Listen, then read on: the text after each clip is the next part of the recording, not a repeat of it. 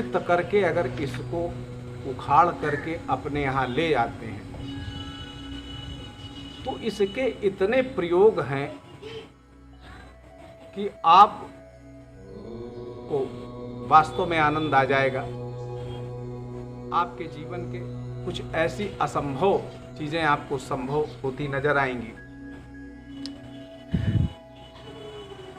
मंगलवार का दिन हो, रवि पुष्य योग हो, इस गुंजा की जड़ को आप थोड़ा सा शहद में घिस लें। शहद में घिस करके और उसको काजल की तरह अपनी आंखों में लगाएं। इससे एक ऐसी विशिष्ट आंखों की शक्ति पैदा होती है कि जो अदृश्य शक्तियां होती हैं वो हमको नजर आने लग जाती। लेकिन जो कमजोर दिल के व्यक्ति हैं, जो डरपोक स्वभाव के हैं, वो ये प्रयोग ना करें। क्यों? इससे वो शक्तियां दिखने लग जाती हैं जो आम व्यक्ति जिनको देख नहीं सकता है। तामसिक शक्तियां ज्यादा दिखती हैं, सात्विक शक्तियां कम दिखती हैं। भूत प्रेत आपको ज्यादा दिखेंगे, दिव्य शक्तियां कम दिखेंगी। तो ये प्रयोग बताने को मैं बता रहा हूं, लेकिन आपको करने की आवश्यकता इसलिए नहीं है क्योंकि इसका कोई सकारात्मक उपयोग क्या हो सकता है मैं नहीं जानता। हाँ, अब इसका एक और विशिष्ट प्रयोग बता रहा हूं। माता पिता इस चीज से परेशान रहते हैं कि मेरा बच्चा पढ़ता बहुत, उसको याद नहीं होता है, या उसकी बुद्धि कमजोर है, या उसकी याददाश्त कमजोर है, उसकी मेधा शक्ति कमजोर है, धारणा शक्ति कमजोर है। अगर इस तरह की स्थितियां हैं तो मैं बताऊंगा ये एक सटीक प्रयोग। इसी गुंजा की जड़ को लेकर के रवि पुष्य योग हो या मंगलवार का दिन हो, ये जो वही मैंने बताए हैं उनमें से कोई, तो बुधवार इसको जो है गुंजा मूल की जड़ को और बकरी के दूध में घिस दें। घिसने के बाद उसका जो लेप तैयार हो, उस लेप को जो भी व्यक्ति अपनी दोनों हथेलियों में रगड़ता है लेप को, और अक्सर इस प्रयोग को वो करता रहता है, तो उसके अंदर की जो मेधा शक्ति है, जो उसका बुद्धि का की प्रगाढ़ता है, वो बहुत ज्यादा बढ़ जाती है। याददाश्त इतनी ज्यादा बढ़ जाती है कि बच्चा एक बार कोई चीज पढ़ेगा उसको हमेशा याद रहेगा। तो मेधा शक्ति वर्धक ये प्रयोग बहुत इफेक्टिव होता है। इसी गुंजा की जड़ को एक अंकोल आता है, उसके तेल में अगर घिस करके और काजल की तरह लगा लिया जाए आंखों, तो एक ऐसी दिव्य दृश्य पैदा हो जाती है कि जमीन का गड़ा हुआ धन उसको प्रत्यक्षता दिखने लग जाता है। जमीन में गड़ा हुआ धन उसको दिखता है।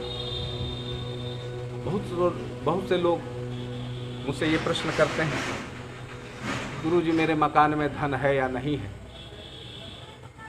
तो जो ये प्रयोग कर लेता है उसको जमीन के अंदर का धन दिखने लग जाता है। इसकी जड़ को घिस करके अगर माथे पर तिलक करेंगे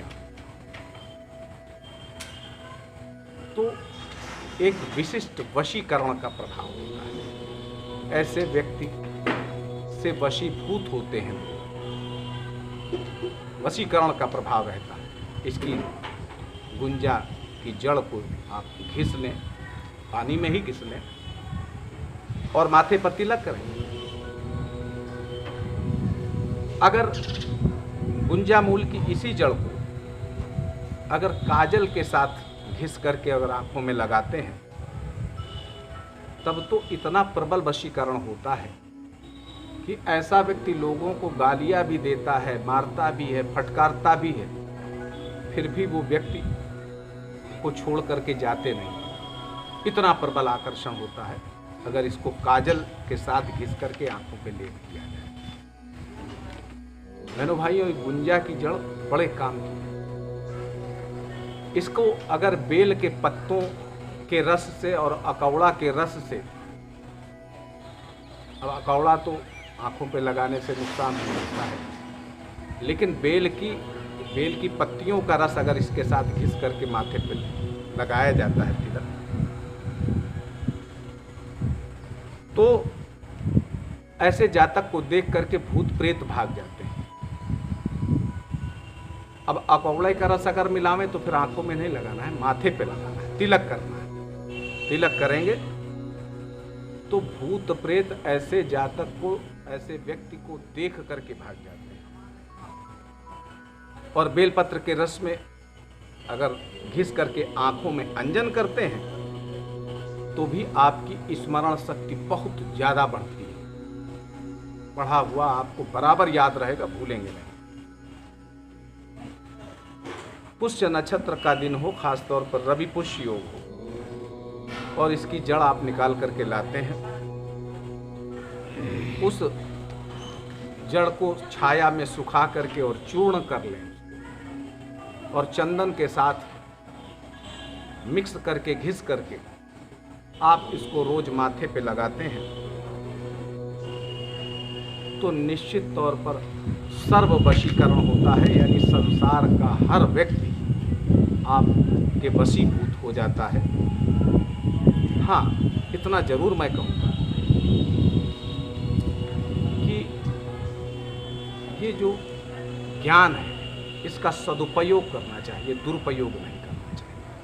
अब जैसे कुछ लोग इतने हीन भावना से ग्रसित रहते हैं कि किसी के सामने जाने से उनकी बोलती बंद हो जाती है, शर्मीले स्वभाव के होते हैं, या कोई ऐसा व्यक्ति है जिसकी कहीं कोई कदर ही नहीं, बड़ा योग्य है, बड़ा समझदार है, लेकिन क्या है, लोग उसको नेग्लेक्ट करते हैं।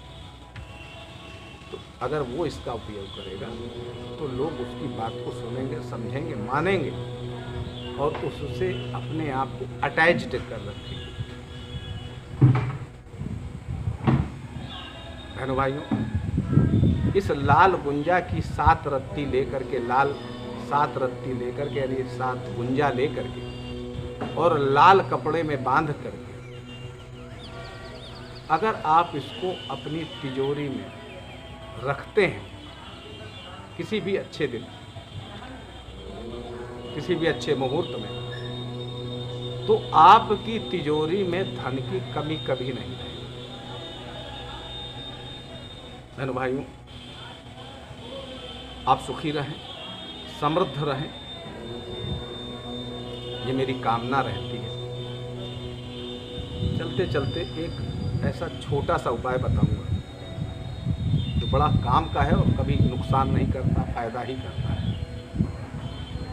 पीपल के पत्ते जो पीपल के पेड़ के नीचे गिर करके फैल जाते हैं, स्वयं से टूट करके नीचे फैल जाते हैं, उन पत्तों को ले आइए, अच्छे से साफ कर लीजिए, धुल लीजिए, उसके बाद छाया में सुखा लीजिए, उसको जला करके भस्म कर लीजिए।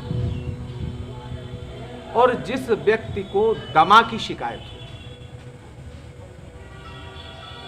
सांस जल्दी जल्दी सांस फूलती है जिसकी, अगर वो 1-1.5 ग्राम शहद के साथ मिक्स करके सुबह शाम खाता है तो दमा उसका जड़ से खत्म हो जाता है। अब दमा रोग बड़ा खराब होता है क्योंकि कहा जाता है भगवान ने सांसें गिन करके दी हैं। अब सांसों का जल्दी जल्दी प्रयोग करोगे तो उम्र तो अपने आप कम हो जाएगी। पहले के जमाने में ऋषि मुनि सांसों को रोक करके, योग के द्वारा सांसों को रोक करके हजारों हजारों साल जीते थे, क्योंकि ईश्वर ने सांसों का खजाना दिया है, उम्र नहीं दी। तो सांसें अगर आप सीमित खर्च करेंगे तो लंबी उम्र होगी और जल्दी जल्दी ये दमा के रोगी को जल्दी जल्दी सांसें आती हैं, यानी उसकी जो सांसों का खजाना है वो जल्दी खत्म हो जाता है और इस दुनिया से रुखसत होना पड़ता है। और ये इतना निरापद प्रयोग है करिएगा, 101% लाभ मिलेगा। हाँ, इतनी जरूर मेरी कामना रहती है कि अगर किसी भी बताए हुए मेरे प्रयोगों से आपको लाभ मिलता है तो कृपया मुझे बता तो दिया करें, कमेंट करके बता दें, या नहीं भी मिलता है तो भी बता दें। कोई जादू और चमत्कार तो है नहीं, थोड़ा सा धैर्य रख करके करते रहना चाहिए, निश्चित लाभ मिलेगा और माँ भगवती की कृपा आपके ऊपर आएगी, आपके परिवार पर आएगी, आप सुखी रहेंगे, समृद्ध रहेंगे। मुझे आज्ञा दीजिए, एक बार प्रेम से बोलिए जय माता।